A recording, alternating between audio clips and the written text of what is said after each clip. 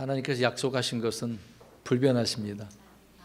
주님께서 계신 그곳에 우리가 가게 되어질 때까지 우리를 보호하신다고 말씀하고 있습니다. 한번 주님의 자녀가 되어지면 돌이킬 수 없어요. 바꿀 수가 없어요. 과거로 돌아가는 일도 없고 영원토록 우리가 주님의 자녀로 있는 것입니다. 이 은혜의 시대 때 저와 여러분들이 하나님의 아들들이 된 거죠. 하나님의 아들들이 되었으면 아들에 대한 그 신분을 가지고 날마다 사는 것입니다. 그런데 나 아들이 아닌데요, 그래 버리면 큰일 나요. 그럼 구원 못 받는 겁니다. 나는 하나님의 자녀입니다. 아들들이 됐습니다. 그런 사람들에게 자녀로서 특권이 주어지는 거죠. 그 특권을 가지고 날마다 우리가 사는 것입니다. 아무튼 우리가 이렇게 찬송을 부르는데요, 이런 고백들이 늘 넘치는 저와 여러분 되시기를 주의 이름으로 축원합니다. 오늘은 로마서 2장 15, 16절의 말씀을 통해서 변명에 대한 말씀을 전하려고 하는데, 변명하며 사는 사람들에 대한 말씀을 제목을 삼아서 살펴보려고 합니다.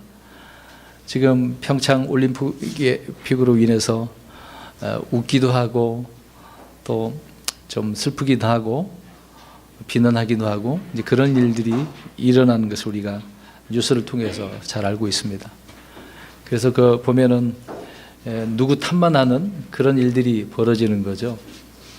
대부분의 사람들의 입장에서 보면 그렇게 생각할 수밖에 없습니다. 네 탓이다. 내 탓은 없어요. 다 남 탓만 하는 그런 일들을 세상에서 봅니다. 그러니까 세상 사람들도 법이 있기 때문에 또 도덕이 있기 때문에 그런 것을 볼 때 다 그런 기준을 가지고 판단을 합니다. 그런데 그렇게 판단을 하면서 본인이 나중에 주님 앞에 서게 되어질 때 판단받을지를 생각을 안 하고 판단하는 거죠. 오늘 그러한 내용을 판단하지 말라고 지금 2장 1절서부터 쭉 설명을 하고 있는 겁니다. 많은 사람들이 그 판단으로 인해서 자기가 그 일들을 행한다라고 지금 바울은 언급을 하고 있는 거죠. 여러분, 사람은 누구나 자신의 죄와 잘못에 대해서는 본능적으로, 자기 이제 몸이 그냥 그렇게 따라와요. 본능적으로 방어부터 하게 되어지는 거죠. 방어 태세가 자동적으로 그렇게 오게 되어집니다. 잘했건 못했건 간에 자기를 방어하려는 그런 본능이 사람들에게 다 있습니다. 항상 이런 문제는 그래서 이슈가 되고 사람들의 입에 오르내릴 수밖에 없는 것입니다. 특히 공인이라고 하는 스포츠인들, 연예인들, 정치인들 사이에서는 더욱 그럴 수밖에 없겠죠. 그러니까 조금이라도 잘못하면 그것을 가지고 얼마나 사람들이 인터넷 그 댓글들을 통해서 주고받고 비난하고 네 탓이다, 누구 탓이다 그렇게 하지 않습니까? 그런 것처럼 죄에 대해서는 사람들이 종교적으로도 변명에 능숙한 사람들이 많이 있습니다. 물론 우리는 종교인이 아니지만 이런 종교적인 것을 가지고 핑계를 댄다 그 말입니다. 너무도 능숙하죠. 사람 마음속에 양심과 이성이 있어요. 오늘도 그런 부분을 언급하고 있는데요, 양심과 이성이 죄에 대한 부분을 알려줍니다. 야, 이러면 안 돼. 그래서 큰일 나. 이렇게 알려줄 때에 오히려 이제 자신의 문제를 이렇게 드러내는 것이 아니라 일단 덮어버린다는 겁니다. 덮어버려요. 감춰버립니다. 이제 그렇게 감춰버렸는데 숨기다가 발각되어지면 어떻습니까? 이제 드러났어요. 그러면 아까 처음에 얘기했던 것처럼 무슨 태세를 갖춰요? 방어 태세. 본능적이라니까요. 그래서 발각되면 거짓말하거나 핑계나 변명을 늘어놓는 거죠. 우리가 다윗을 생각해 보면 그러지 않습니까? 이제 바세바를 이제 범해가지고 임신을 했어. 이걸 감추려고 어떻게 했어요? 전쟁하고 있는 우리아를 불러내고 같이 있게 하고 이제 말 안 들으니까 전쟁의 맨 앞에 세워서 죽이게 하라고 그런 밀서까지 보내는 다윗을 보지 않습니까? 사람들은 다 이렇습니다. 성경이나 아무리 훌륭한 그런 위인들이 할지라도 그래요. 세상 사람도 마찬가지고 우리도 마찬가지입니다. 그래서 그러다가 다른 사람의 탓이라고 책임을 전가하기 시작하는 거죠. 문제는 자신에 대한 것이 아니라 누구에게 있다고 자꾸 그렇게 탓하는 겁니까? 남에게. 자신을 생각 안 해요. 쉽게 말해서 남탓부터 하는 것인데, 그러다가 죄를 시인도 자백도 회개하지도 못한 채 그러다가 이제 죽어요. 그러면 어떻게 됩니까? 심판받는 거죠. 죄 가운데 살다가 죄 가운데 죽는다는 것입니다. 성경이 말씀하시는 대로 죄의 싹은 사망이라고 분명히 이야기하죠. 그런 것도 다 죄 가운데 하나인데, 그런데 죽는다는 것이 육신이 죽는 것이 전부가 아니라는 것입니다. 그 이후에는 무엇이 있어요? 심판이 있고 둘째 사망이 있습니다. 일시적으로 지옥에 가지만 그 이후로는 둘째 사망이라고 하는 불호수에 던져지는, 그 불호수는 영원토록 그 뜨거운 곳에서 고통만 당하는 거예요. 거기서 나올 수가 없습니다. 하나님이 그곳에서 영원토록 너가 있게 될 것이라 말씀하셨기 때문에 저 사탄도 들어가서 나올 수가 없어요. 서로 그 안에서도 무엇을 하겠습니까? 언젠가 말씀드렸습니다만 서로 누구 탓만 하겠어요. 이제 사람들은 누구 탓할까요? 마귀 탓하겠죠. 사탄 너 때문에 여기 왔다고. 사탄은 거기에 있으면서 어떻게 할까요? 사람들이 그것을 보고서 좋아해요. 그런 내용이 있습니다. 그런 일들이 있게 될 것입니다. 여러분, 일시적인 것과 영원한 것에 대해서 우리가 좀 생각해 보면 지금 일시적인 우리의 삶을, 우리가 유한한 삶을 깊게 생각을 해야 되는 거죠. 우습게 생각하고 넘어갈 수가 없습니다. 그냥 한평생 뭐 50년, 100년 살다가 가면 되지. 근데 그 다음은 어떻게 할 거냐고요. 근데 대부분의 사람들은 그 다음의 일이 없다라고 생각을 하니까 거기까지겠죠. 그러니까 비참한 거예요. 레미제라블이라는 뜻이 비참한 사람들이라는 뜻 아닙니까? 비참한 사람들, 가련한 사람들. 라우디아 교회가 이제 그런 내용의 말씀들이 있는 거죠. 가진 것 많고 자기가 많아서 이것저것 다 했는데 주님께서 보실 때 어떠한 교회였습니까? 제일 가난한 교회예요. 많이 있다고 생각했지만 제일 가난한. 그러니까 불쌍한 거죠. 그런 사람들이 너무도 많습니다. 히브리서 9장 27절에 한 번 죽는 것은 사람들에게 정해진 것이요, 이것 뒤에는 뭐가 있습니까? 심판이 있다고 분명히 성경은 말씀합니다. 성경은요, 단 한 번도 오류가 없어요. 말씀하신 것 그대로 다 이루어집니다. 이루어졌고 앞으로 이루어질 그 예언의 말씀도 다 이루어질 것입니다. 믿으십니까? 성경 하나님 말씀은요, 한 번도 그냥 지나간 건 없어요. 말씀하신 것은 다 이루어졌습니다. 그런데요, 성경의 예언 중에 그 많은 예언들이 있는데 일부만 지금 이루어졌고요, 앞으로 이루어질 것들이 더 많아요. 그런 말씀들이 교회가 하늘로 이제 휴거하게 되어지면, 올라가게 되어지면 이 땅에 너무너무 많은 것들이 이루어지게 되어진다는 겁니다.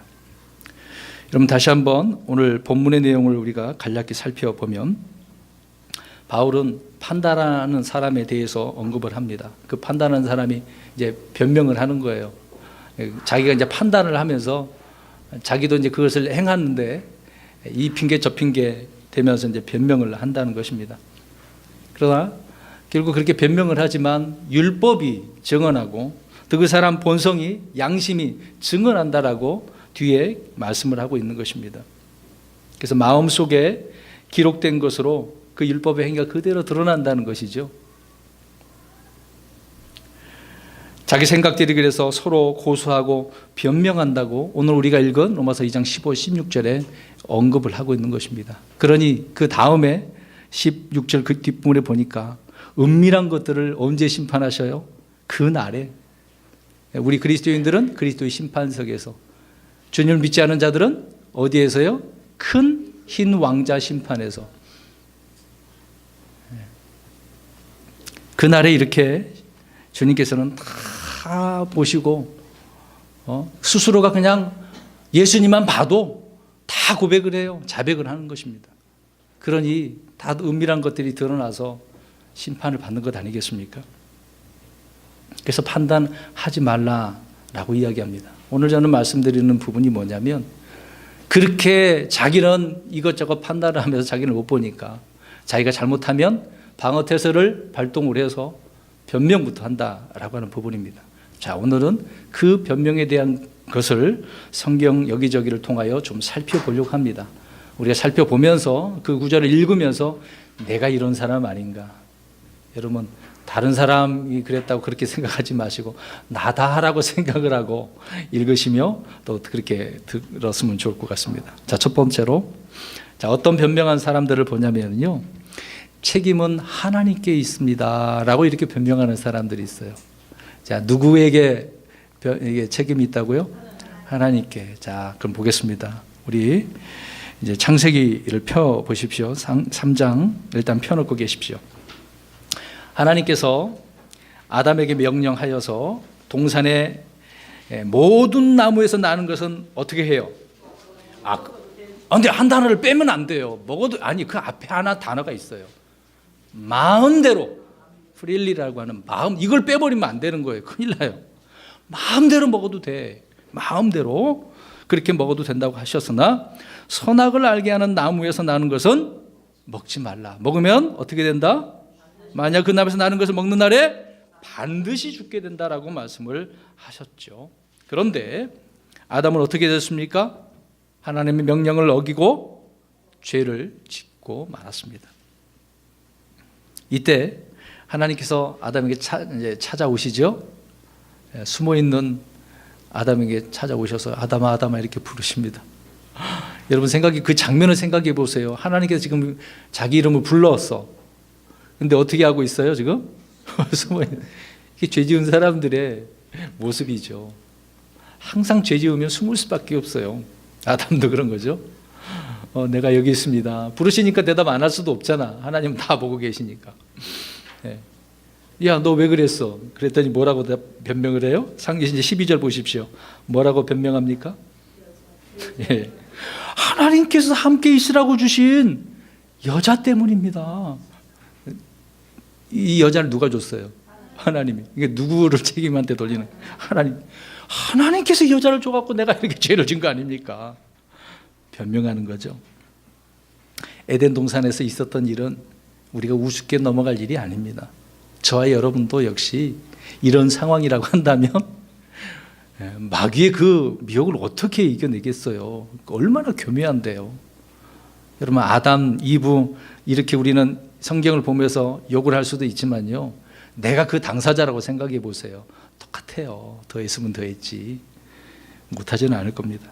아무튼 아담은 하나님께서 함께 있으라고 주신 그 여자 때문이라고 변명을 합니다.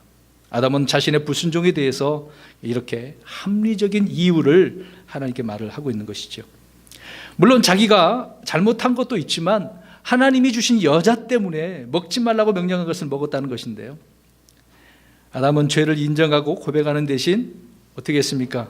여자에게 책임을 돌리고 또 더 나아가서 하나님께 책임이 있다고 하는 것이죠. 여러분 이때의 상황을 곰곰이 한번 생각해 보세요. 나는 여러분 어떻습니까? 우리는 때로는 이런 식으로 하나님께 책임을 전가하며 자신을 이렇게 변명하는 사람들일지도 모릅니다. 여기 속으로 나는 아닌데요 그러면 큰일 납니다. 지금요. 내가 저 사람 때문에 이렇게 잘못되었다라고 하는 식의 이런 변명이 우리에게 넘칠 때가 너무도 많죠. 여러분 이 부분에 있어서 말을 제가 이제 좀 돌려보겠습니다. 저 자신을 책망하기도 하고 우리 성도 여러분들에게 말씀 전하는 부분이긴 하지만 돌려서 이렇게 표현해 보겠습니다.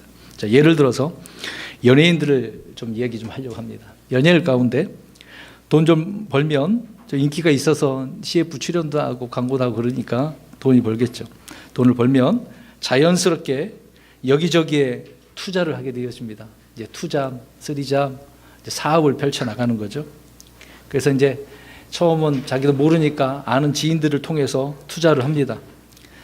그런데요, 투자를 했는데 잘 되면 모를까 잘 안 되는 경우가 더 많아요. 연예인들 다 투자한다고 다 잘 됩니까? 아니죠. 망한 사람 너무도 많아요. 그러다가 본전도 다 잃고 빚을 지게 되는데 그러다가 순식간에 그냥 빚을 지는 그런 일이 많죠. 그래서 수억 내지 수십억, 수백억 그런 이야기도 많이 나옵니다.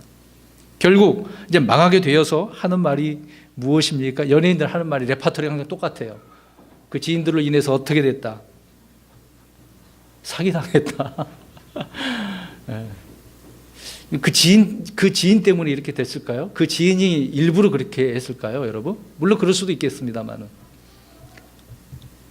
잘 생각해 보세요. 우리는 그 전에 왜 사기를 당할까요? 사람들이 사기 잘 당하는 사람들의 습성이 있잖아요. 특성이. 예? 돈 벌려고. 이제 그것을 다른 표현으로 예, 욕심, 탐욕 때문에. 욕심에 이끌리면 그렇게 되는 거예요. 욕심에 이끌려서. 자기가 그렇게 되고 싶으니까 욕심에 이끌리게 되어지면 주변에서 뭐라고 이야기하는데 들릴까요? 안 들릴까요? 그게 단점이 되는 것입니다. 안 들리는 거예요. 욕심에 이끌리게 되어지면 사리 판단이 되지 않는다는 것입니다. 오늘 에덴 동산에서 이런 일이 벌어진 거예요. 이브도 아담도 지금 하나님의 명령은 어디로 가버렸어. 말씀이 뒷전이고 마귀가 하는 말에, 여자가 하는 말에 혹 해서 사리 판단이 제대로 안 되는 것이죠. 저는 연예인들을 통해서 이야기를 했는데 말을 이렇게 돌려서 말씀드렸습니다. 여러분 어떻습니까? 우리는 항상 이렇게 무엇에 노출되어져 있어요? 욕심에. 언제 어디서 마귀가 그렇게 우리를 유혹할지 모릅니다. 뱀이 유혹하며 하는 말이 무엇이었습니까? 우리 창세기 3장도 보십시오. 4절 보시기 바랍니다. 잘 보세요. 하는 말을 잘 들어보세요. 여자에게 하는 말인데 잘 보세요. 야, 이것을 먹으면 절대 죽지 않아. 야, 불멸이야, 불멸. 안 죽는다니까. 이거 먹으면 그래. 또 하나 5절에 보십시오. 먹는 날에 내 눈이 어떻게 돼? 눈이 열린다니까. 네가 그동안 봐왔던 그런 시야가 아니야. 눈이 열려서 다른 세계가 다 보여. 놀라운 세계까지 경험할 수 있다니까. 다 먹어. 눈이 열린다니까. 그 다음에 또 뭐라 그래요? 신들과 같이 돼. 신들이라니까. 너 신들 알아? 신 뭔지 알아? 사람이 아니고 신들이 된다니까. 여러분 얼마나 귀에 쏙쏙 들어옵니까? 쏠깃해요. 그리고 또 하나, 선악을 알 줄을 하나님도 아셔. 자 보세요. 선악을, 자 이렇게 죄를 범하면 선과 악에 대해서 알게 되어지는 거겠죠. 그러면 하나님께서 기뻐하신다는 겁니다. 야, 이거 먹으면 그렇게 알게 되니까 하나님이 얼마나 좋아하겠어. 먹어. 그 얘기를 하고 있는 겁니다. 참 이게 선과 악 둘 다 아는 것이 하나님께서 좋아하실 일인 것처럼 마귀는요, 이 뱀은 미혹하고 있는 거죠. 변개시키고 있는 겁니다. 근데 유다서 1장 11절에 보면 발람이 나와요. 발람도 역시 무엇에 따라서 나갔습니까? 발람의 대가, 그 돈 때문에, 그 욕심 때문에, 탐욕 때문에 따라갔다고 이야기하지 않습니까? 여러분 야고보서 1장 14절을 보시면 읽어보시죠. 여기 보십시오. 이 구절 한번 읽었으면 좋겠습니다. 야고보서 1장 14절.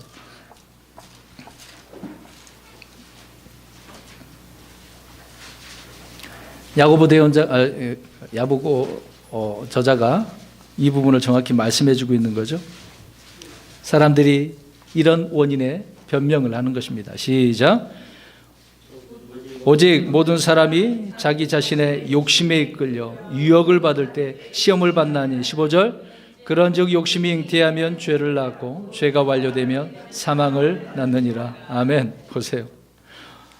자신의 욕심에 이끌려서 유혹을 받는 거예요. 지금 아담도 이브도 그런 거죠. 이브가 욕심이 있었기 때문에 자신의 그것 때문에 유혹을 당한 것입니다. 그랬더니 마귀의 이 시험을 받는 거죠. 그래서 그 욕심으로 인하여서 욕심이 점점점 막 자란데 잉태하게 됐네요. 씨가 들어가서 잉태하게 되어지니까 죄가 나오게 된 것입니다. 이 욕심 때문에 죄가 나오는 거예요. 결과가 그런 것입니다. 그래서 이제 이 죄가 드러났으니 그 죄의 완료는 뭡니까? 사망, 죽는다. 그래서 한 번 죽는 것은 사람들에게 정해진 것이란 말이에요. 그 뒤에 심판이 있는 게 정해진 것입니다. 죄로 인하여서. 여러분 뱀의 말이 왜 이렇게 달콤할까요? 예? 여러 가지 미혹하는 말들이 귀에 쏙쏙 들어오지 않습니까? 다시 한번 뱀이 말하면 절대 죽지 않아. 먹는 날에 눈이 열린다니까? 신들과 같이 돼. 엄청난 말들입니다. 여자가 하는 말이 그러면 또 어떻습니까? 그 말에 여자는 확 이제 넘어갔어. 넘어갔어. 뭐라고 이야기를 했어요? 자기 속에 있는 그것을 그대로 말해줍니다. 창세기 3장에. 먹기에 좋아요. 눈으로 보기에도 너무 아름답네요. 사람을 지혜롭게 할 만큼 탐스럽네요. 이제 낚인 겁니다. 넘어진 거죠. 탐욕에 빠져 죄를 지은 사람들의 특징이 바로 이브처럼 아담을 통해서 알 수 있는 거 아닙니까? 계속해서 보십시오. 여자는 죄를 짓자 뱀이 속여서 먹었다고 뱀에게 이제 책임을 돌리죠. 하나님께서 또 이브에게 물어본 거 아닙니까? 여자 역시 변명의 대상이 있어요, 없어요? 있네요. 그 변명의 대상은 누굽니까? 뱀입니다. 이렇게 자기 죄를 회피하는 모습을 보면서 우리는 어떻습니까? 잘 되면 누구 탓해요? 내 탓. 안 되면 조상 탓, 누구 탓, 누구 탓. 이처럼 누구 탓하면서 변명을 늘어놓는 자들, 그런 늘어놓는 자가 너무도 많습니다. 우린 그런 자들이 되어서는 안 되겠죠. 여러분, 인정할 것은 인정을 해야죠. 야, 아담아, 너 왜 그랬어? 죄송합니다. 제가 잘못했습니다. 하나님 말씀을, 명령을 어겼습니다. 이런 고백이 나오기를 하나님께서 원하시는데 사람들은 자꾸 자기 자신을 어떻게 합니까? 방어태세를 가져다 쉴드 한다 그러잖아요. 방패, 쉴드 친다 그러지 않습니까? 그래서 남을 탓하고 자기를 변명하는 것입니다. 여러분, 인정할 것은 인정을 해야 그 사람에게 유익이 되는 것입니다. 늦으면 늦을수록 문제는 점점점 더 커지기 마련인 거죠. 지금의 우리나라의 모습이 그렇고 저와 여러분들의 모습이 이런 문제들입니다. 그래서 첫 번째로 책임을 누구 탓한다고요? 하나님을 탓하며 이렇게 변명하고 있는 것이다. 우린 그러지 말자는 겁니다. 하나님께 책임을 돌리는 그런 변명 더 이상 해서는 안 되겠죠. 두 번째로, 이번에는 창세기 19장에 있는 부분을 보시기 바랍니다. 자, 미련 때문에 변명하는 사람, 그놈의 미련, 그것이 자꾸 생각나고 못 버리겠어. 이것 때문에 변명하는 사람들이 있어요. 자, 소돔과 고모라가 사악했죠. 하나님께서는 이 소돔과 고모라 지역을 심판하기로 계획을 하셨습니다. 이미 롯과 아브라함이 헤어질 때 하나님께서는 그렇게 하시기로 계획을 세우고 있었던 거죠. 그러나 하나님께서는 바로 심판하지 않으시고 그 죄가 가득 찰 때까지 기다리셨던 거예요. 근데 이제 때가 됐어. 때가 되어서 실행하기로 하셨습니다. 근데 이런 일들을 하나님께서는 아브라함에게 주의 천사를 통해서 알려주시죠. 그랬더니 롯은 그 말을 들을 때 어때요? 소돔? 고모라? 거기에 누가 있어요? 자기 조카 롯이 있단 말입니다. 그래서 이야기하죠. 야, 의인 50명부터 해서 죄 몇 명까지? 10명까지. 그래, 10명만 있으면 내가 멸하지 않을게. 근데 10명이 있어요, 없어요? 없어요. 아브라함과 그렇게 약속을 하셨지만 그곳에는 의인 10명이 없었습니다. 그럼에도 불구하고 하나님께서는 아브라함을 기억하셔서 조카 롯을 구해 주시려고 하는 것이죠. 그래서 천사를 통해서 이 롯에게 말씀을 전합니다. 피할 방법을 알려주셨죠. 어떻게 하라? 우리 공부한 대로 산으로 도피하라. 가는 도중에 뒤를 돌아오지 마라. 그런데 롯은 어떻습니까? 뭐라 그래요? 야, 저 산으로 가야 되는데 속히 산으로 도피하는 그런 천사들의 명령에 불복하죠. 네, 너무 멀어요. 안 됩니다.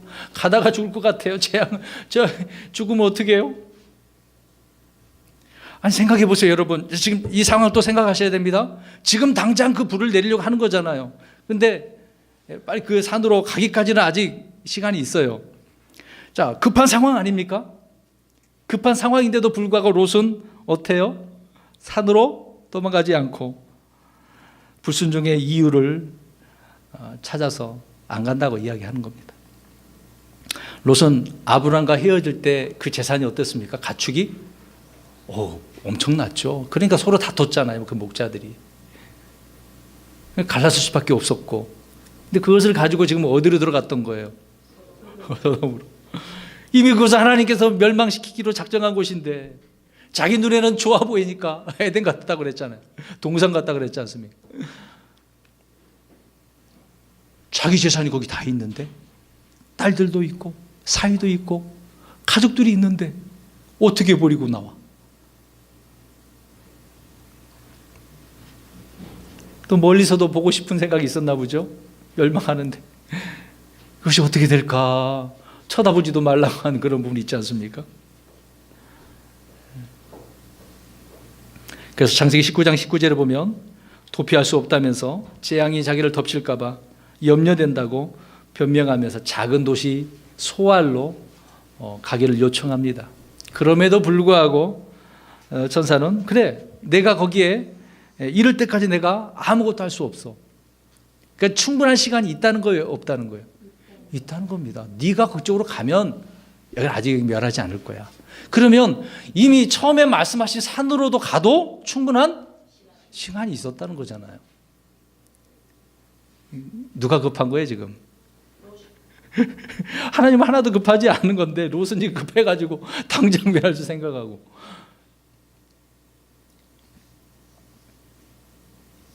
전사들이 한 말들을 들어보면 우리가 알 수 있지 않습니까? 충분한 시간이 있었습니다. 근데 롯처럼 롯의 아내는 또 어떻게 됐어요? 그럼 좋아요. 작은 도시까지 가까운 곳이니까 이제 가요. 근데 가다가 어떻게 됐습니까? 뒤를 돌아보므로 무엇이 돼버렸어요? 수군기둥이. 역시 아내도 그런 마음을 가지고 있네요. 뭐 변명한 그런 내용은 안 나오지만 뒤를 돌아봤다는 것은 뭡니까? 뭐가 남았잖아요. 그곳에서 풍족하게 잘 살았는데 들에서도 힘들게 우리 들에서 살면서 고통 가운데 힘들 가운데 있었지만 저 도시에서는 풍족했는데 놓고 싶었겠습니까? 여러분 떠나야 할 것은 확실하게 떠나야 되는데 그렇지 못한 이런 부분들을 우리가 보게 되지 않습니까? 여러분 이 모습을 우리는 이해할 줄로 압니다. 사람들이 주께 불순종하는 이유는 얼마든지 이렇게 성경을 통해서 알 수가 있는 거죠. 우리 성경 찾아봅니다. 디모데후서 3장 6절 두 구절을 보겠습니다. 디모데후서 3장 6절. 이 미련 때문에 인생 망치는 거예요. 3장 6절 시작. 이러한 불의 중에 슬그머니 집으로 들어가 미련한 여자들을 포로로 사로잡는 일이 있는 이런 죄들로 밀려 있고 여러 가지 욕심에 이끌려 사는 그런 여자들을 미련한 여자들이라고 이야기합니다. 욕심에 미련을 두고 있어서 미련한 여자들인가 보죠. 죄들로 눌려 있네요. 항상 그러니까 죄에서 벗어나지 못하고 있는 상태를 말하고 있는 것입니다. 그곳에서 떠나야 되는데 못 떠나는 거예요. 오늘 오전에 아이들에게 이제 올무에 대한 이야기를 했거든요. 사냥꾼의 그 올무가 짐승이 바로 지나가다 그 덫에 올무에 딱 걸릴 때 발목이 어떻게 되겠습니까? 예, 걸리는 거죠. 나올 수 있어요, 없어요? 한 번 거기에 물리면 못 나오는 겁니다. 가나안 족속의 그 신들이 올무가 된다고 그랬거든요. 거기에 딱 매이면 못 나와요. 못 나와. 오늘 이 여자들도 지금 죄들로 눌려 있잖아요. 아예 거기 그냥 사로잡혀 있는 겁니다. 빠져나올 수가 없어요. 계속해서 그 욕심이 거기에 있으니까. 슬그머니 들어온 자들에 의해서 이렇게 당하게 되어지는 거죠. 또 한 구절 봅니다. 잠언서 27장 22절.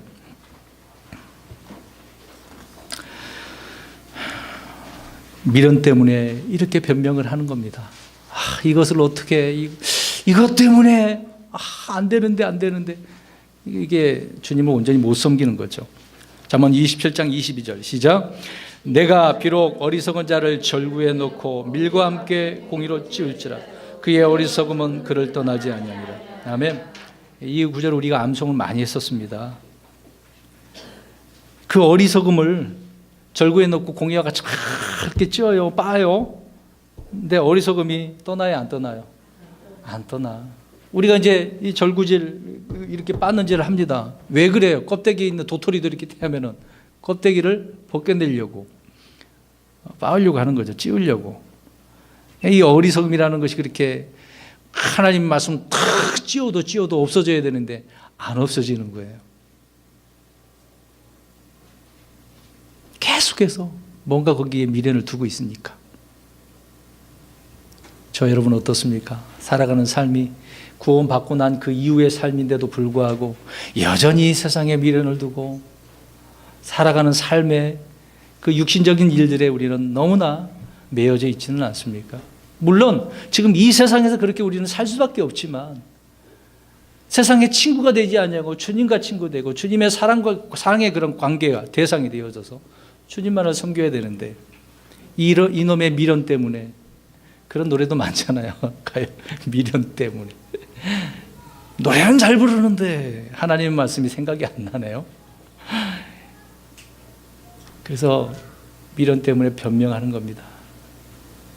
세 번째로 우리 출애굽기 4장을 펴보십시오.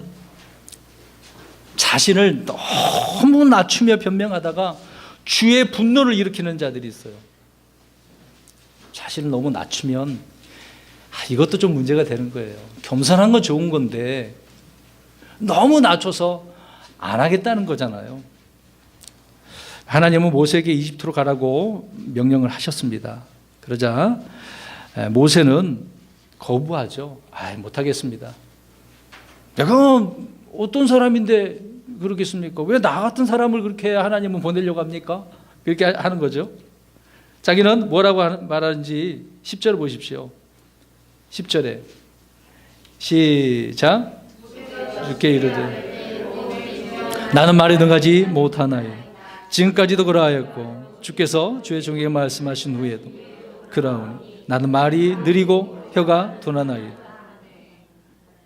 자기는 말이 그렇게 능숙하게 하지 못하네요. 말에 능하지도 못하고 말이 느리고 혀가 둔해서 못하겠다고 변명을 하는 겁니다.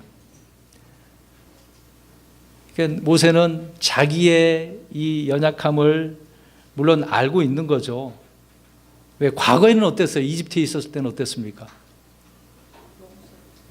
혈기왕성한 사람이었잖아요. 근데 이제 자기의 그 잘못으로 인해서 이집트에서 이제 미디안 땅으로 도망가지 않습니까?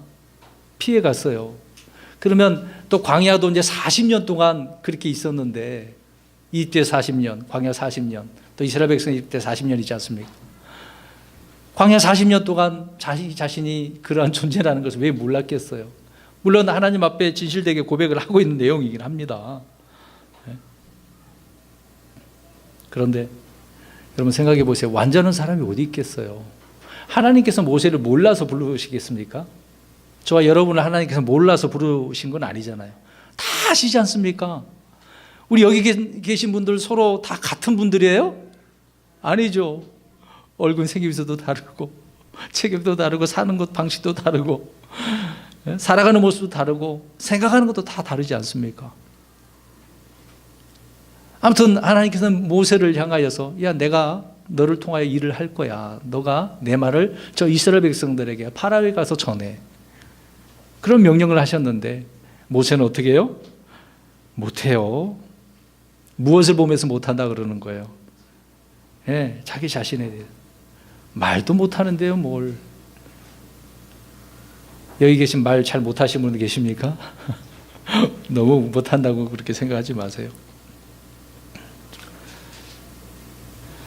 잘하는 것도 있을 수도 있고 못하는 것도 있을 수 있습니다. 자기가 잘못하는 그런 것만 보다가 잘할 수 있는 것도 못 보게 되는 경우도 있겠죠.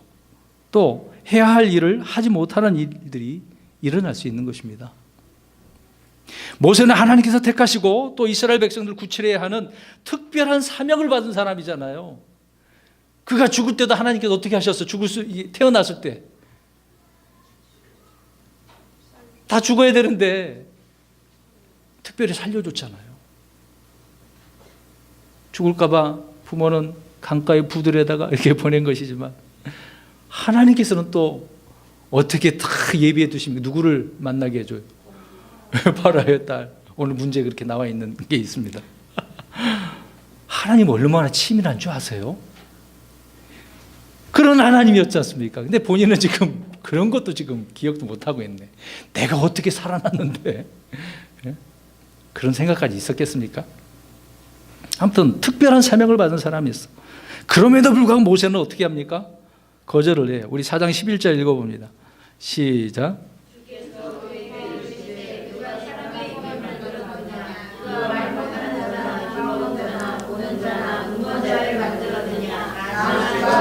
아멘. 보세요. 주님께서는 입 또 누가 만드셨어요? 주님이 만드셨어요. 말 못하는 자나 귀 먹은 자나 보는 자나 눈 먼 자가 다 누가 만드셨어요? 하나님이. 야, 너 말 못한다고? 야, 그 입도 내가 만든 거 아니냐? 그래? 내가 그럼 너희가 할 말을 알려줄게. 그 말 전하면 되잖아. 그렇게 하면서 내 가라고 말씀하셨습니다. 그런데도 불구하고 또 거절을 하는 거죠. 그래서 주의 분노가 타올랐다고 말씀을 하고 있는 것입니다. 여러분 보세요. 자기 단점만 계속 보니까 나는 못해요. 너무 자신을 이렇게 낮추는 것도 이거 변명거리라는 거예요. 우리 아셔야 됩니다. 단점만 보고 장점을 보지 못한 그런 예가 아닙니까? 지난주에 우리 아이들 가르쳤던 내용이 말씀인데요. 그 구절을 은혜 볼까요? 여호수아서 17장 보세요.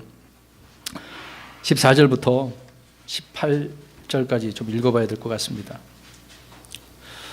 이 구절에는요, 주의 분노에 대한 말씀이 기록되어 있지는 않지만 여호수아는 요셉 자손들의 그 단점과 장점을 알고 해결책을 줍니다. 자, 그 내용을 한번 읽어봅니다. 여호수아 17장 14절부터 18절 시작. 요셉 자손이 여호수아에게 말하여 이르되 주께서 지금까지 내게 복을 주셨으므로 내가 큰 백성이 되었거늘 어찌하여 당신이 내게 한 제비 한 목만 상속재산으로 주셨나이까 하며 여호수아가 그들에게 대답하되 내가 큰 백성으로 에브라임 산이 내게 너무 좁을진데 나무가 많은 지역으로 올라가 브리스 족속과 거인들의 땅에서 너를 위하여 거기서 나무를 베어내라 하니 요셉 자손이 이르되 그 산은 우리에게 넉넉하지도 아니하고 골짜기 땅에 거하는 모든 가나안 족속에게는 벳산과 그것의 고을들에 거하는 자든지 예스레엘 골짜기에 거하는 자든지 다 철병거가 있나이다 하며 여호수아가 요셉의 집 곧 에브라임과 므낫세에게 말하여 이르되 너는 큰 백성이요 큰 권능이 있은즉 한 제비의 목만 갖지 말라. 그 산도 내 것이 되리라. 그것이 살림인즉 내가 베었내야 하리라. 그러면 그 산에서 나간 곳이 내 것이 되리니 비록 가나안 족속이 철병거를 가졌고 강할지라도 내가 그들을 쫓아낼지니라 아니라. 아멘. 요셉 자손 곧 에브라임과 므낫세는 자기들에게 돌아올 상속 재산을 분배받았습니다. 받았음에도 불구하고 그들은 이제 수가 많죠. 고백한 대로 큰 백성이잖아요. 수가 많음에도 어떻다고 이야기해요? 부족해요. 땅만 생각하고 있는 거예요. 지금 잘 보세요. 수가 많아서 거할 곳만 생각하고 있는 겁니다. 근데 분배받은 땅을 생각해 보니까 부족해. 그들 스스로가 그렇게 생각하고 있었던 거예요. 그래서 조금 더 주세요 이렇게 요청하고 있는 거죠. 한 제비 한 목만 갖고 안 돼요. 한 목만 더 주면 안 돼요. 지금 이런 식으로 얘기하는 거 아닙니까? 그러나 여호수아는 그들의 부족한 것이 아니라는 거죠. 부족한 것이 아니야. 그들 보고 뭐라고 이야기한 것입니까? 직접 나무가 많은 지역으로 올라가서 나무를 어떻게 해요? 베어내. 그리고 거기 거해. 그 얘기를 하고 있는 겁니다. 그러니까 그들은 지금 산에 올라가고 싶지 않은 거야. 그들의 고백을 이야기해 보면 그 골짜기의 산에 누가 있으니까? 가나안 족속들이 무엇을 가지고 있으니까? 철병거. 무섭네요. 그 철병거를 가지고 그냥 공격해 오면 속수무책으로 다 죽을 수밖에 없다라고만 생각을 하고 있는 거죠.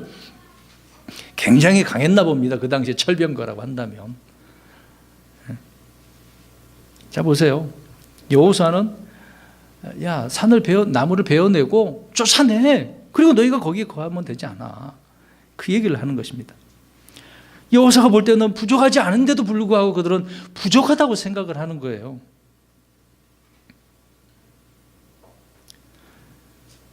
요셉 자손은 그 산은 넉넉하지도 않고 철병거가 있어서 이 핑계 저 핑계 되면서 변명을 하고 있는 것입니다. 여러분 보십시오. 요셉 자손들이 스스로 말한 부분을 잘 보시기 바랍니다. 주께서 무엇을 주셨어요? 복을 주셨어. 그래서 자기들이 어떻게 되겠습니까? 큰 백성이 됐어. 수가 굉장히 많아요. 수가 많은 것이 장점이에요, 단점이에요? 장점이잖아요. 우리 교회는 성도님 몇 분 없어서 단점으로 보이지만 그게 단점만은 아니죠. 근데 많잖아요. 장점이 아닙니까? 장점이 있음에도 불구하고 그들은 싸우고 싶어요, 싸우기 싫어요? 싸우기 싫은 거야. 죽을까 겁이 나는 거예요, 싸우다가. 나무 베기를 그것도 싫은 거야. 어떤 것이든 이들은 지금 쉽게 얻으려고 하는 거예요. 자기들이 해야 할 몫이 있는데도 불구하고 안 하려고 그러잖아요. 쉽게 얻어서 그냥 넓은 지역에서 우리는 편하게 그냥 텐트 쳐놓고 그렇게 살기를 원해. 그렇게 생각하고 있는 거예요. 이제 가나안 땅에 들어갔으면 텐트만 짓겠습니까? 돌로도 나무로도 집을 지어서 사는 거 아닙니까? 광야에서는 텐트 짓고 살았겠지만 가나안 땅에서는 아예 자리를 잡고 있는 거 하잖아요. 그 당시에는 주로 나무로 집을 지었겠습니다만은 그런 일을 지금 저 산에 있는 나무는 안 하겠다는 거잖아요. 그냥 이렇게 사는 것도 만족인데요. 자기들이 가지고 있는 능력이 있는데, 권능이 있는데, 장점이 있는데 그것은 안 보고 자꾸 어떻게 하고 있어요? 자기들이 볼 때 단점만 생각하는 거예요. 난 이래서 못해요, 저래서 못해요. 그렇습니다. 자신을 이렇게 너무 낮추면 이런 문제가 생기는 거예요. 노력도 하지 않고 불로소득을 얻으려 하는 것처럼 쉬운 답만을 찾아다니는 사람들이 있어요. 쉬운 답만. 자, 보세요. 답을 얻어낼 때는요, 정말 노력해서 답을 얻어내야 됩니다. 쉽게 답을 얻잖아요. 그럼 우습게 생각하고 넘어가는 거야. 쳐다도 안 봐요. 근데 내가 정말 힘을 들여서 어떤 것을 얻었어. 여러분 그걸 쉽게 잊어버리겠습니까? 늘 기억하는 거예요. 특히 우리가 고난의 때 그 힘든 과정 쉽게 잊어버릴 수 있어요, 없어요? 없어요. 나중에 다 기억나잖아요. 다른 건 다 잊어버려도. 우리가 학창시절에 그랬지 않습니까? 정말 사랑하는 제자, 그 선생님은 그 제자를 위해서 잘못하면 어떻게 합니까? 옛날에는 매를 드렸잖아요. 그렇게 매 맞고 이제 졸업을 하고 사회생활을 하는 그런 사람들은요, 나중에 그 선생님을 보고 어떻게 얘기해요? 정말로 감사하고 고맙다고 그래요. 근데 지금은 어떻습니까? 매만 들어도 당장 전화 걸어갖고 선생님이 나를 때렸습니다. 이제 큰일 나는 거예요, 이제 우리는. 세상에 강단에 권위가 없어지는 그런 시대가 된 거죠. 우습게 생각하는 겁니다. 그러니까 선생님 말을 그렇게 알아듣겠습니까? 그냥 학교에 가서 지식만 배우고 나오는 거예요. 인성교육가 하나도 없어. 그러니까 선생님도 역시 그럼 어떻게 됐습니까? 그런 아이들을 그냥 배우고 나가 사랑이 없는 거죠. 잘못하고 있는데도 불구하고 매도 건드리지 않는, 그냥 내버려 두는 거예요. 방치하는 겁니다. 유치원에도 그러잖아요. 조금만 잘못하면은 CCTV까지 다 설치해서 조금만, 얼마나 답답했으면 교사들이 그 아이를 좀 너무 못됐다고 해서 그렇게 때리게. 물론 저 변호하는 건 아닙니다. 잘못한 거죠. 폭행은 잘못한 겁니다. 더 사랑으로 대해서 그 아이들을 가르칠 수 있는 거잖아요. 그런 것만 봐도 꼼짝 마죠. 도망갈 수도 없고 변명할 수도 없습니다. 우리는 너무 쉽게 답을 얻어내려고 하는 겁니다. 오늘 요셉 자손이 그러는 거예요. 쉽게.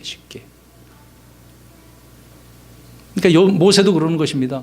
나 말고 더 똑똑한 사람을 하면 되는 거 아닙니까? 나 같은 사람이 뭘 하려고. 그러니까 부족하니까 더 열심히 해야 되는 거잖아요. 똑똑한 사람은 그렇게 열심히 하겠습니까? 머리만 굴리지.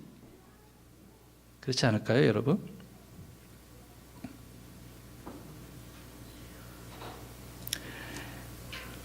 여러분, 어렵게 얻어낸 답은요, 그런 답이야말로 정말 나에게 큰 유익이 되고 정말 뼈저리게 새기게 되어지는 것입니다. 입에는 달콤한 거죠. 그런데 그 맛을 느껴보지 않고 그냥 누가 떠먹여 주기를, 그런 식의 맛을 보려고 하는 사람들이 있는데요, 이런 자들은요, 강한 포식자들이 나타나게 되어지면 쉽게 어떻게 되겠습니까? 잡아먹히게 되는 거예요. 여러분, 아프리카 지역에 포식자라 그러면 누가 탁 떠올라요? 어떤 짐승이 떠올라요? 사자, 포식자이기도 하죠. 근데 사자가 잡아놓은 것을 또 그것을 뺏어 먹으려고 하는 짐승이 또 뭐가 있어요? 하이에나. 저는 하이에나가 더 무섭다고 봐요. 사자도 그렇지만 하이에나는 무리를 짓는 거지 않습니까? 그래서 뺏어오잖아요. 더 강한 포식자들이 또 있어요. 그러니까 오늘 이 요셉 자손은요, 결국 가나안 족속들에게 다 가는 겁니다. 그렇게 하다 보면은요, 이들은 수만 많았지 의미 없잖아요. 그 수는 무용지물이에요. 써먹을 데도 없어. 여러분 생각해 보세요. 우리가 뭐 중국 역사를 보면 알겠습니다만은 적벽대전 있지 않습니까? 적벽대전 물론 뭐 삼국지를 통해서 우리가 알 수 있는데 영화를 보신 분들 이해를 하실 것입니다. 물론 이제 그 수가 뭐 100만 명이라고 하지만 꼭 그렇지는 않다고 합니다. 아무튼 그 장면이 그렇다 치고 우리가 생각해 보면 100만 명과 지금 손공과 유비 그 무리들은 얼마 되지도 않잖아요. 10만 명도 안 됐을걸요. 그 많은 수를 어떻게 이겼을까요? 제갈량이 똑똑해서 화공으로 승리한 것을 우리가 알 수 있습니다. 무엇을 이야기하려고 하냐면 적벽대전도 역시 조선은 수가 많으니까 얼마나 당당했어요. 장면이 그런 내용입니다. 그 장면 딱 그것이 지나가요. 이 100만 명을 누가 이길 수 있어? 저들은 아무것도 아닙니다. 이제 전쟁만 시작만 하면 저들은 다 끝납니다. 그렇게 생각했는데 어떻게 됐어? 오히려 자기들이 당했죠. 완전히 패하고 만 것이죠. 조선은 그래서 도망 다 잃고 몇몇 군사들만 이렇게 도망가게 되어집니다. 수만 많았지 아무 의미가 없는 거죠. 여러분, 그러나 여호수아가 말한 답변을 한번 보시기 바랍니다. 아까 우리 여호수아 17장 보십시오. 뭐라고 이야기해 줍니까? 여호수아는요, 요셉 자손의 장점을 파악하고 말을 합니다. 너는 큰 백성이요, 또 큰 권능이 있어. 야, 너희들의 장점이 이거 있지 않느냐? 왜 자꾸 자기의 이 연약함만 보려고, 못된 습성만 보려고? 그래서 안 된다는 거죠.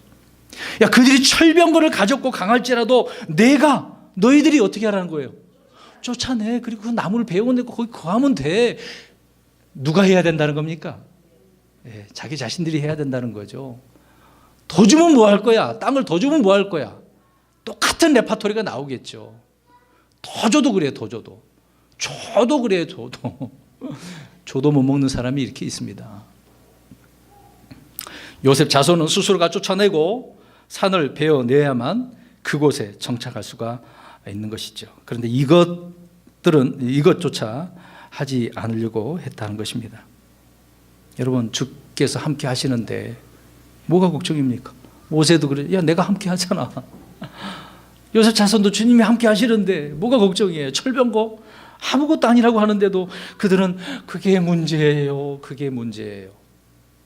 자기 자신을 너무 그렇게 연약함만 보다 보니 변명을 늘어놓고 할 일을 못하는 거죠. 여러분, 자신을 너무 낮게 평가하지 마시길 바랍니다. 그렇다고 우리가 다 잘났다 그 얘기가 아니라 너무 그렇게 평가하면 하나님의 말씀을 거역하고 변명한다는 것입니다. 그래서 자신을 너무 낮추는 것도 교만이다는 거죠. 제가 장로교 목사로 부목사로 있을 때 연세 드신 목사님들이 주로 이런 말씀을 너무 많이 해주셨어요. 너무 낮추는 것도 교만이다. 우리가 주의 있게 생각을 했으면 좋겠습니다. 3가지밖에 안 했는데 시간이 너무 많이 갔네요. 4번째로 좀만 더 봅니다. 여기 9가지를 해놨는데 간단하게 보겠습니다. 자, 4번째는 무엇을 말하려고 하냐면 가나안 그 정탐에 대한 이야기입니다. 자, 이 정탐꾼들이 10명의 이제 정탐꾼들이 이제 12명이 가죠. 그래서 정탐을 40일 동안 하고 왔지 않습니까? 근데 10명의 정탐꾼들은 가나안 땅에 들어갈 수 없는 이유를 백성들에게 이야기를 해주죠. 그들이 직접 그 땅을 보고 냉철하게 판단을 했습니다. 그러다 보니까 이제 그 아낙 자손들 후손들이라서 너무도 커 거인들이야. 우리는 어떻다고 그랬어요? 메뚜기. 상대가 안 돼. 우리 들어가기만 하면 우리 끝나. 안 돼. 가면 안 돼. 그런 말 하지 않았습니까? 그래서 주의 말씀, 주의 약속이 있음에도 불구하고 그 말씀들은 온데간도 없고 가나안 정복은 불가능하다고 이야기를 하고 있는 거죠. 이 10명은 주의 말씀을 믿지 않았습니다. 그들이 주의 말씀을 믿지 않은 그 이유가 무엇입니까?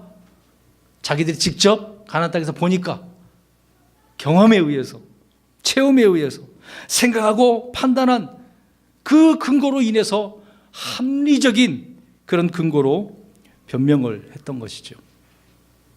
여러분, 이것은 가장 돌이키기 힘든 변명이고 핑계거리입니다. 우리가 너무도 세상 경험을 많이 하다 보니까 내가 인생을 이렇게 살아왔는데 경험해 보니까 이거 안 되더라.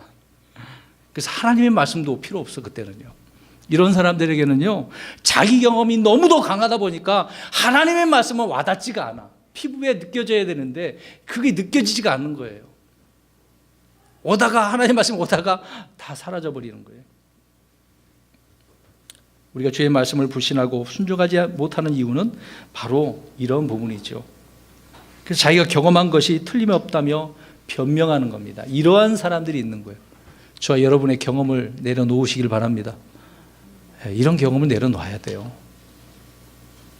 물론 살면서 우리가 배우는 거 많죠.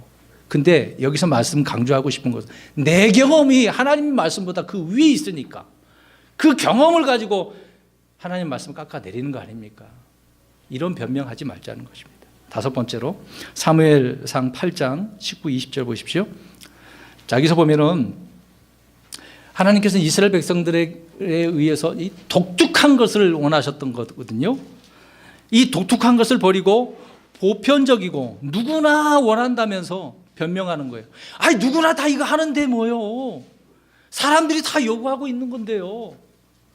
세상 사람들이 원하는 그 말들에 부응하기 위해서 내가 이렇게 했습니다. 이렇게 변명한다는 거죠. 8장을 일단 보십시오. 이스라엘은 사무엘에게 왕을 구했습니다. 하나님이 왕이신데 때로 왕을 구하는 것이 악한 일이고 주를 거역한 일인데도 불구하고 그들은 자꾸 무엇을 하려고 그랬어요? 왕을 주십시오. 왕을 주십시오. 재판 가기 때문에 얼마나 힘들었겠습니까? 이런 주를 대적하면서라도 왕을 구해야 하는 그 이유가 그들에게 이렇게 있었습니다. 그러니까 이스라엘만이 여러분 독특한 민족인데도 불구하고 그들은 그 독특함을 거부하고 평준화, 보편적인 이런 것을 요구하고 있는 것입니다. 그래서 누구나 좋아하고 행하는 것을 담고 싶어 한 거예요. 다른 나라 보니까 너무도 좋아 보이는 거예요. 우리도 그러면 이렇게 하면 되겠다. 보편적인 생각을 갖고 있는 거죠. 그렇게 해서 자기들이 하고 싶은 대로 지금 하려고 한다는 것입니다. 하나님이 다스리려고 하는 것이 아니라 누가 다스리기를? 내가 왕이 사람이 다스리기를 원하고 있는 거죠. 자, 그러면 8장 19, 20절 읽어봅니다. 시작. 그럼에도 불구하고 백성이 사무엘의 목소리에 순종하기를 거부하여 이르되 아니로소이다. 우리에게 우리를 다스릴 왕이 있어야 하리니 그리하여야 우리도 모든 민족들과 같이 우리 왕이 우리를 재판하며 우리 앞에 나가서 우리의 싸움을 싸우리다. 아멘. 사무엘의 목소리에 거부하죠. 목소리를 거부합니다. 왕이 있어야 된다고 요구합니다. 그래서 20절에 하는 말이 그렇게 왕이 있어야 우리도 모든 민족들과 어떻게 된대요? 이 말이잖아요. 하나님께서는 이스라엘 백성 독특한이라 그래요. 유니크라는 말이 그 독특해요. 특별해요. 스페셜. 특별한 거예요. 이러한 백성입니다. 근데 이들은 그렇게 안 살겠다는 거예요. 다른 나라 사람들 이렇게 살았는데 우리도 그렇게 살고 싶습니다. 그렇게 얘기하는 거지 않습니까? 그래서 우리가 나오는 거예요. 우리라고 나오는 겁니다. 뭐 누가 그러잖아요. 링컨이 피플 나오죠. 백성으로 나오지만 인민이거든요. 이게 공산주의 사상입니다. 이거는. 그래서 대놓고 지금 하나님을 제외시키고 있는 거예요. 여러분 사도신경 안 한 이유 중에 하나가 보면은 거기에 거룩한 공예, 한국말로는 그렇게 돼 있죠. 영어로는 캐톨릭 처치 아닙니까? 캐톨릭이라는 말은 보편적이라는 뜻이잖아요. 보편적인 교회 그 얘기를 얘기하는 거잖아요.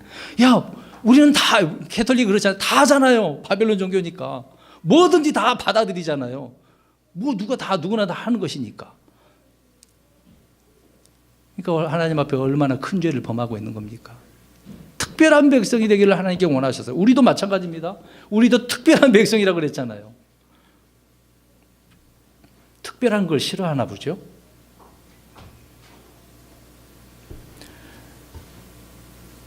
많은 사람들이 그래요. 보편적인 생각을 누구나 그렇게 원한다면서 변명하는 겁니다. 이런 변명거리들이 너무도 많아요. 이게 더 해야 되는데 간단하게도 말씀드려야겠네요. 여섯 번째로 사무엘상 13장 11절에 보면 여기까지만 하겠습니다. 다음 걸 못할 것 같네요. 사무엘 이야기인데요. 어쩔 수 없었다고 여러 번 이 말씀을 드린 적이 있었는데요. 사무엘상 13장 11절에 나오고 있습니다.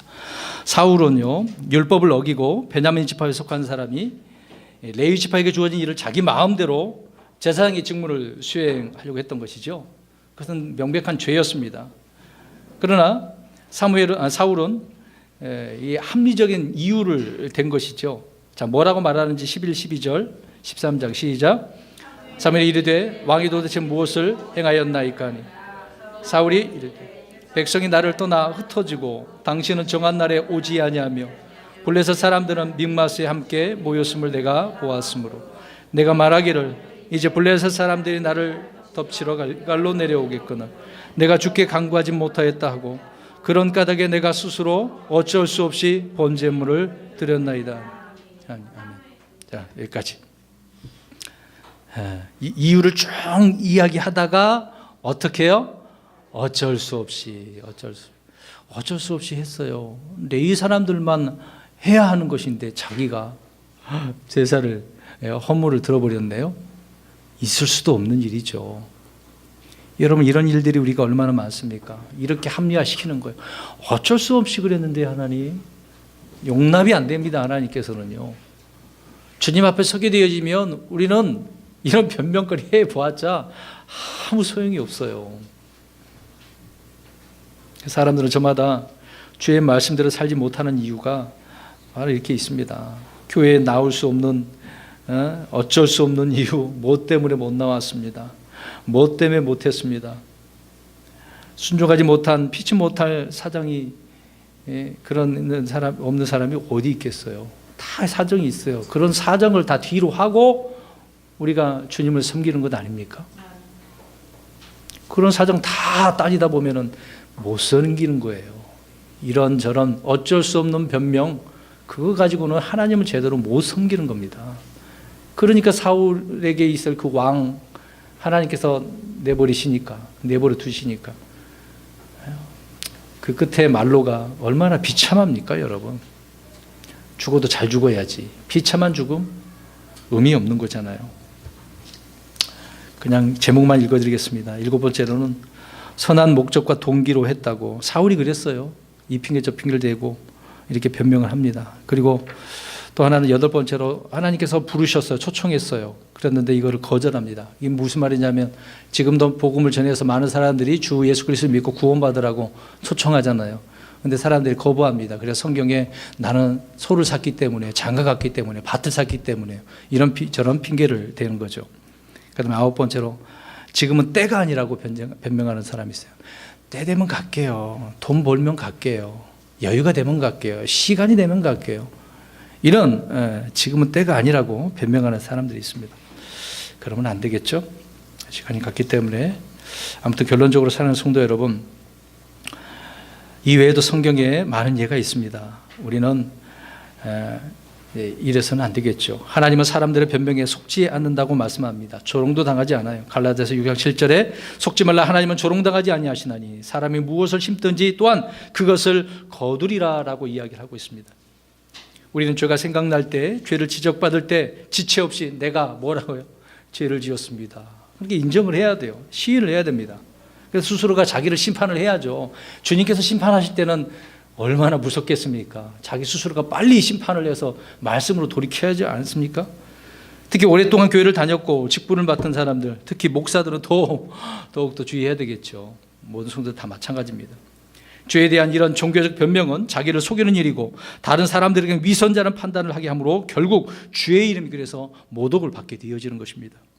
우리는 매일매일 주께 변명하는 신앙이 아니라 자기의 문제를 인식하며 죄들과 잘못을 인정하는 신앙으로 주께 만족을 드리는 그러한 사람들이 되시기를 주의 이름으로 축원합니다. 아멘.